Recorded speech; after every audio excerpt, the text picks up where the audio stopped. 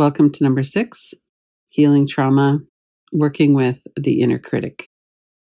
We would never talk to our friends the way we talk to ourselves. The inner critic can be a persistent, debilitating voice that continues to traumatize us through our lifetime. It does not have to be that way, and yet it can be one of the most difficult and persistent trauma responses that we have to deal with. Somatic mindfulness, like with so many other things, is the root, the way that we can become aware of what the voice in our head is saying. We might have had decades of listening to this judgmental, harsh, condemning voice in our head. It becomes the water we swim in, and it's no wonder that we have a hard time in life.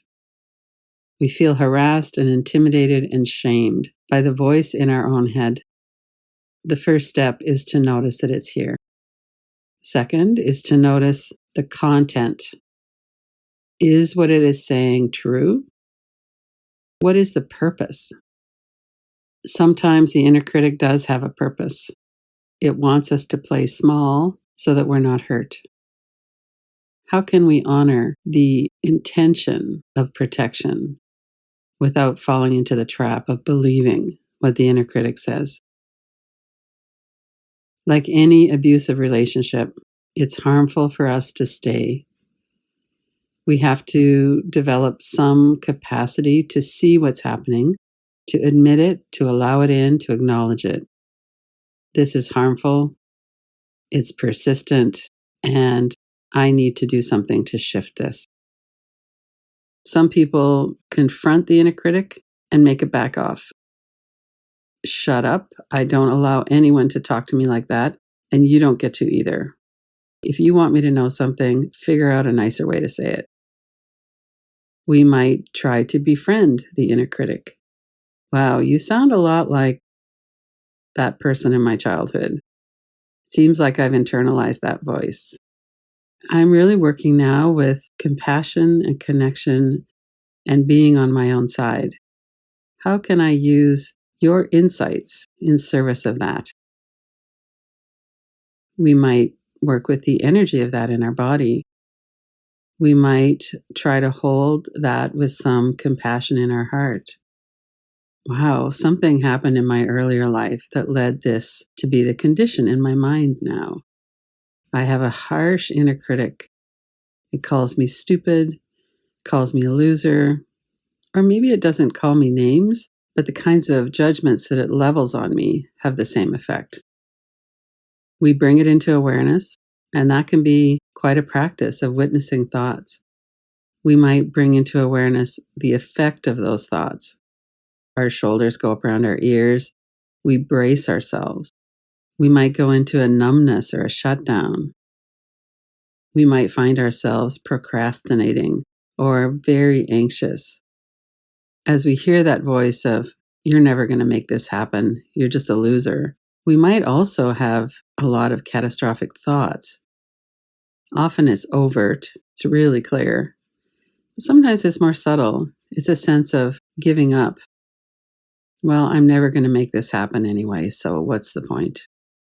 And we hit next episode instead of turning it off and getting our rest or doing something else. Inner critic attacks can be very debilitating. If time allows when it's happening, you could pause for a moment, go, there's the inner critic.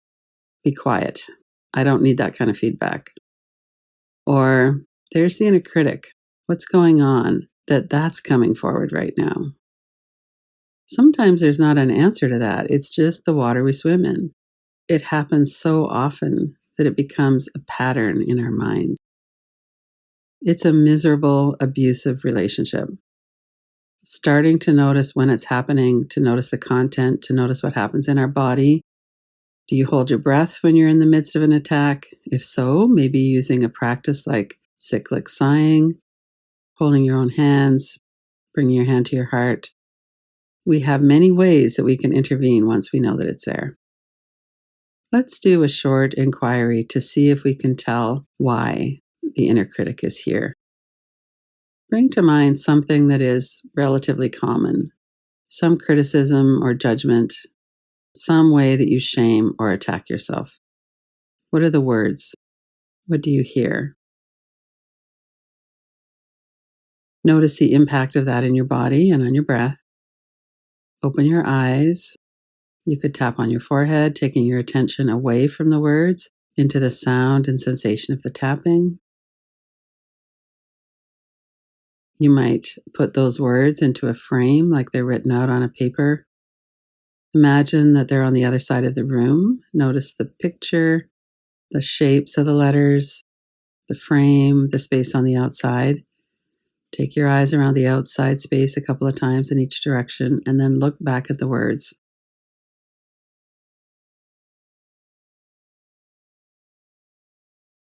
If your body has tightened up, you could take a deep inhale, bring your shoulders up around your ears, take a long exhale, let that tension release.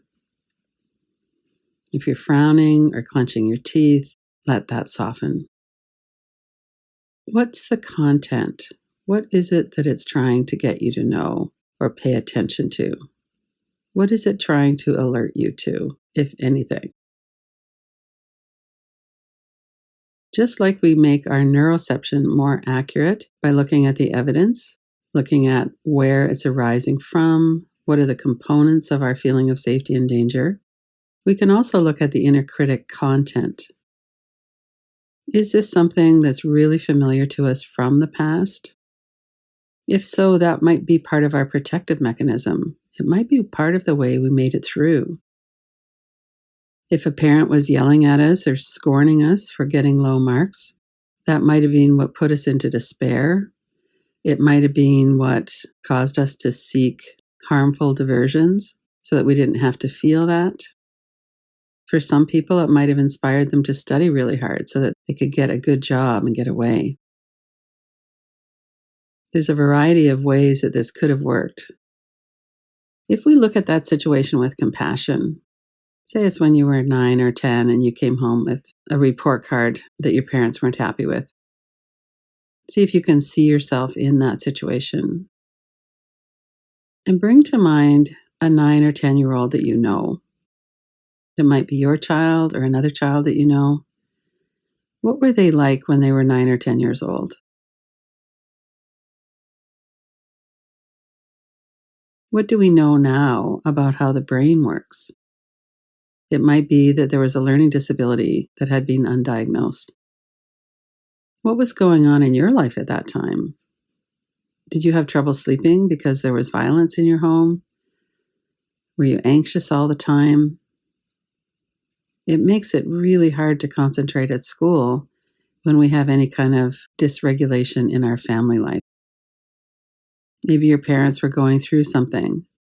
Maybe they were working a lot to try to make ends meet. Maybe there'd been a divorce or a death or a loss of a person, a loss of a job, a loss of social status. There are so many things that might have been going on in the lives of our caretakers or our parents that we didn't know about or that we couldn't do anything about, and that we might not have even realized how much they affected us. We're not excusing the behavior of people who shame us, whether that's a parent, a teacher, bullies at school.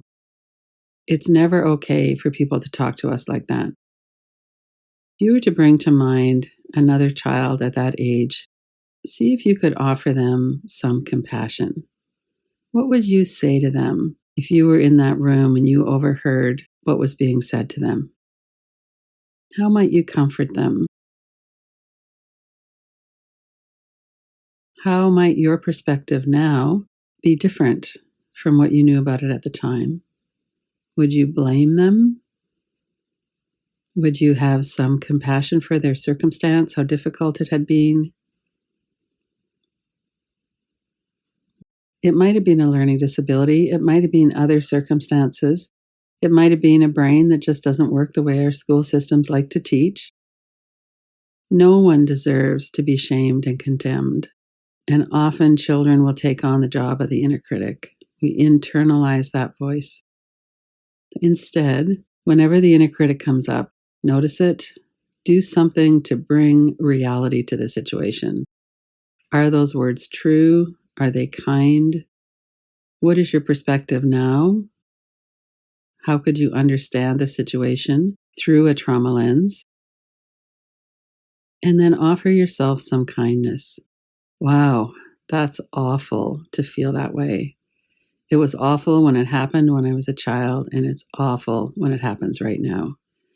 I'm really committing to stopping that, to noticing it, to use the tools I have to stop it, to interrupt it, and to taking a moment each time to bring a little bit of kindness and compassion into my own heart. Come back into noticing your body from head to toes. Notice your heart. Let yourself breathe. Let your muscles soften. And bring yourself into your heart. I commit to a healthier relationship with myself. I commit to being kind and supportive and on my own side. Even if no one in my life was on my side, I commit to myself now. I'm on my own side. I'm worthy of love and affection and understanding. I will stand up to anyone who's shaming me, including my inner critic. What they're saying is a lie. It's not true. I bring myself into my own heart. I offer myself love and understanding and connection. I'm on my own side. I'm worthy of love. Let yourself take that in. Breathe, soften. Bring your hands to your heart. I'm worthy of love and respect, and I offer that to myself. Open your eyes, look around the room. Inner critic attacks can be devastating, especially when they're persistent. I can work with this. I bring it into awareness. I become more accurate in how I see and how I understand that experience in those words. And I offer myself my own unconditional love and compassion and support.